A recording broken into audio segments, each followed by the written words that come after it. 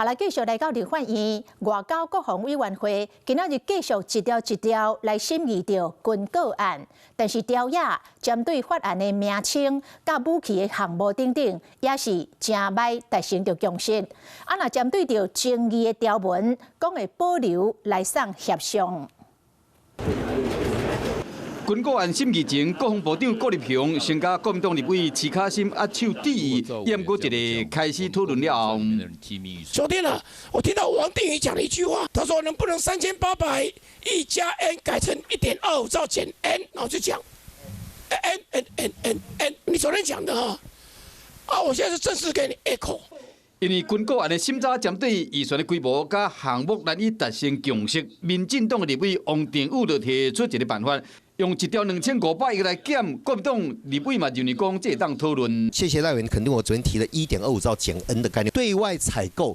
你可以设定个条件，那个条件没有满足，我不准你编，我不跟你用，这叫减 N， 那是不是就符合国民党的要求？我们这个7大类的项目是经过长时间的缜密的规划，所以我们认为是7大项缺一不可。不过，国防部认为讲整体计划袂当分割，国民党就认为讲你若坚持恐惊，就要借钱来运用。财政部还是有必要的跟外面说清楚啊，税基剩你剩多少？ 几乎没有啊！目前的税金剩余的确是已经移用完毕。对啊，没有啦，说但是我要强调一点，就是说我们的经济状况很好啊，所以我们税收我们未来税收画大饼。第二轮的国防焦点有国民党版的电改条款，民进党认为讲安尼可能互军购无存救的机会。如果没有赶上进度，那这些所谓的相关的主管要送监察院来做惩戒，我觉得这个根本是拿国家安全。 拿国防安全在开玩笑，合乎于原本审计法的法规规定的部分，我觉得简要的列入是没有问题的。是有公务人员失职违法的话，那确实那是会有相关的审计机关的法院依据去做办理。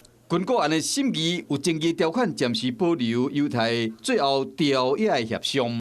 Hello， 我是张新文，想要抢先掌握最及时的新闻资讯吗？赶快订阅、按赞、开启小铃铛，锁定华视新闻 YouTube 频道。